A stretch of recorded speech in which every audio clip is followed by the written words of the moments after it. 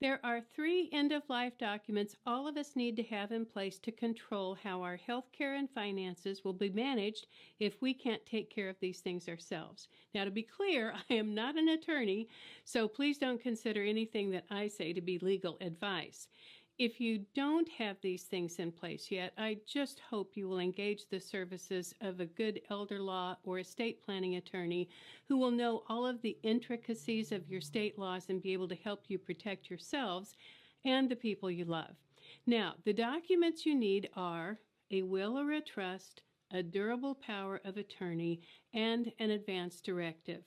Trusts and wills are similar in that both documents allow you to determine what happens to your possessions, money, and property upon your death.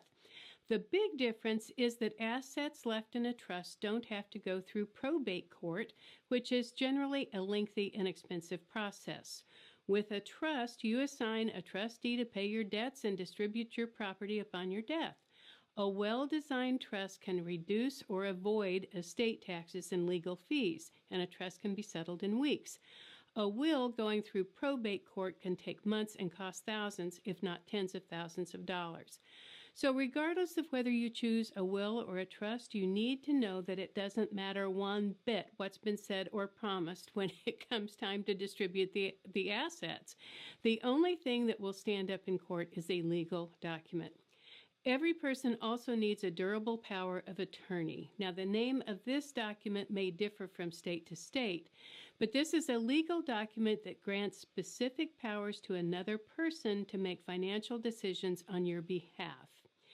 Now, it's really, really important that the person you choose to be your durable power of attorney has no issues of their own financially. They have just unquestionable integrity, and that they can be trusted, because in essence you are giving that person the keys to your kingdom. And you can choose a friend, a relative, or a professional like a CPA to do this for you. And you can give them general authority, or you can limit the authority and the time period when you want them to be able to manage your finances. Now, the third document is the advance directive, and this is where you state your wishes regarding tube feeding and other life support measures. You can give the authority to make decisions to a healthcare representative, which is usually one or more relatives or a very close friend.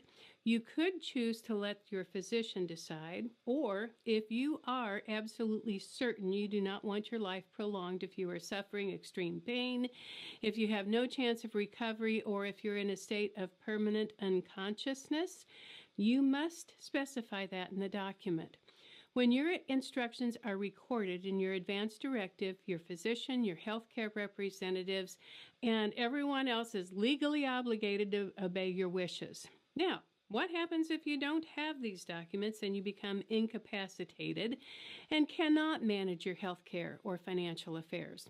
Well, it's not pretty.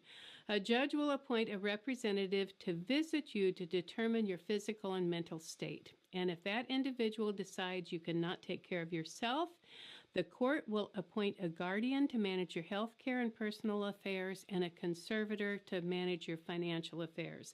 This can be expensive, invasive, and cumbersome, and you just really don't want to go there if you can avoid it.